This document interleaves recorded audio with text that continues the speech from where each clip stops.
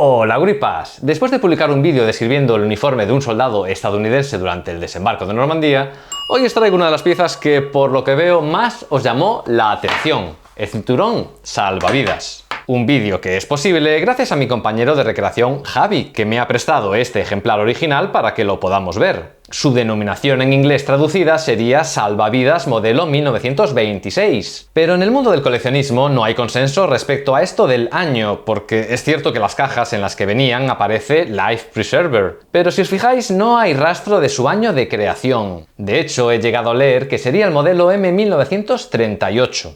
Aunque por otra parte, para complicar esto más todavía, en el documento de su patente aparece al menos el año 1942. En todo caso, y como se indica en la patente, se trata de un cinturón, que a diferencia de un chaleco salvavidas, pues es menos engorroso al tener esta forma circular y permite llevarlo, pues por ejemplo, cuando se va fuertemente equipado. Eso sí, aunque se trate de un cinturón, no fue ideado exactamente para llevar en la cintura.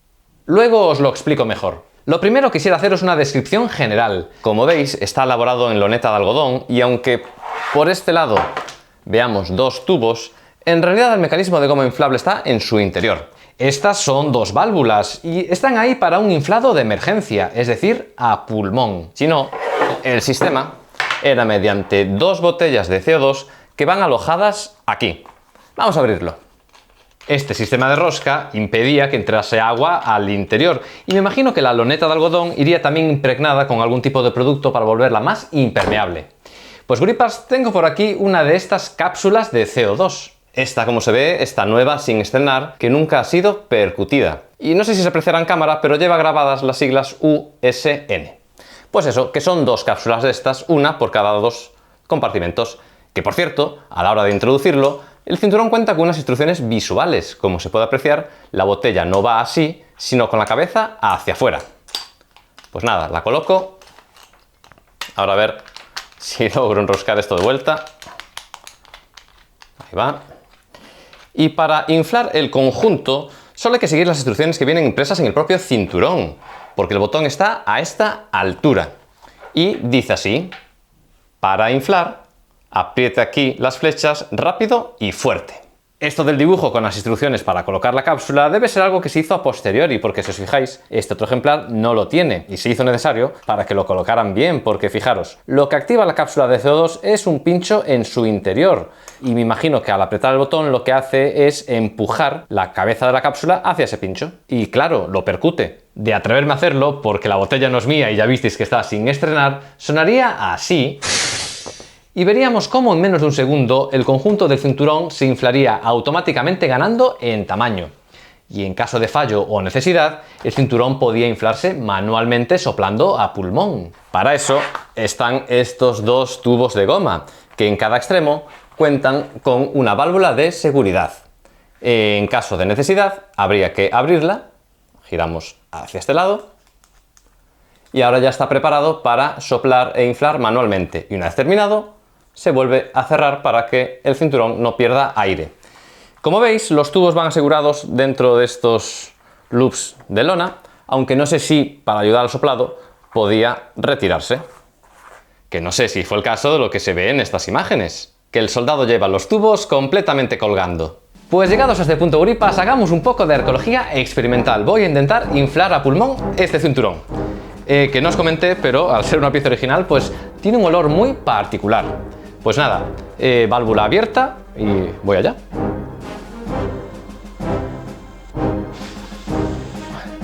Creo que voy a necesitar vuestra ayuda. ¿Sabéis qué podéis hacer para ayudarme a inflar esto? Suscribiros al canal.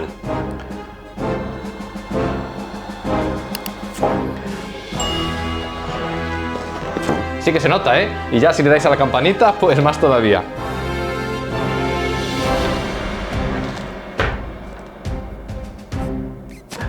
Listo.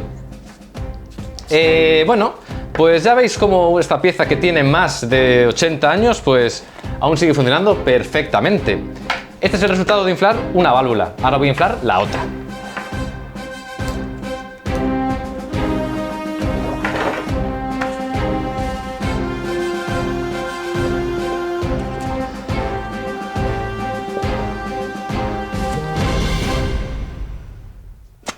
Y cerramos la válvula para que no se escape el aire, como suena. Me ha sorprendido porque es bastante más rápido de lo que me imaginaba, aunque aún así creo que era mucho más práctico usar las cápsulas de CO2. Y ya veis que una vez inflado, pues bueno, gana en tamaño, y lo que sí es un poco más incómodo de usar, por eso supongo que lo más práctico es realmente primero colocarse el cinturón y luego inflarlo. Y si no, fijaros en estas imágenes de época, parece que el soldado no da acertado para colocarlo. Una vez desembarcados, me imagino que los soldados se desharían pronto de estos cinturones, aunque en no pocas imágenes se les ve en tierra con ellos todavía puestos. Lo que sí, tras los combates del día D, las playas normandas debieron llenarse de miles y miles de estos cinturones desechados, que se amontonarían y que entiendo luego alguna unidad se dedicó a recogerlos para usar de nuevo.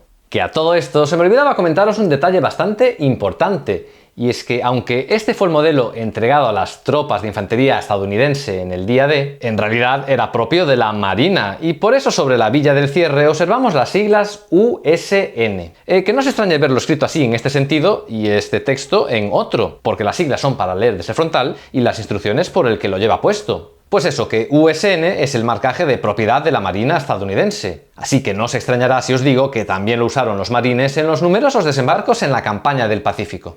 Además de instrucciones, el cinturón cuenta con sellos de fabricación. Por ejemplo, este ejemplar fue fabricado en agosto, bueno, no sé el año, por la empresa Firestone en su factoría, tampoco se lee muy allá, de Akron, en Ohio. Tengo por aquí un segundo ejemplar donde lo vais a leer mejor. Aquí veis lo de Akron, Ohio, la Firestone, y este está fechado, por ejemplo, en 1942. Este cinturón, si os fijáis, está incompleto. Le falta uno de los dos lados del cierre. Si estáis pensando en compraros uno, os aviso que es bastante habitual encontrarlo en este estado, sin esta pieza del cierre, o incluso también puede ser que esta pieza de aquí esté rota. Lo que sí, ya que hablamos del tema de coleccionismo, quisiera daros un último consejo. Lo más importante es que os fijéis en estos broches a presión. Existen, al menos que yo conozca, dos modelos del cinturón, diferenciados porque llevan 2 o 3 broches. Y los coleccionistas casi siempre andamos detrás del de 3 porque fue el modelo utilizado en Normandía durante el día D. Pero aunque esté hablando todo el tiempo de Normandía, estos cinturones salvavidas no fueron usados exclusivamente en esta batalla. Ya comenté el tema de los marines, por ejemplo, y en Europa pueden verse en cualquier operación anfibia, incluido el cruce de ríos. Aunque no solo se usó para el soldado, hay numerosas imágenes que muestran su uso rodeando suministros para mantenerlos a flote y no perderlos así en caso de caída al agua durante un desembarco.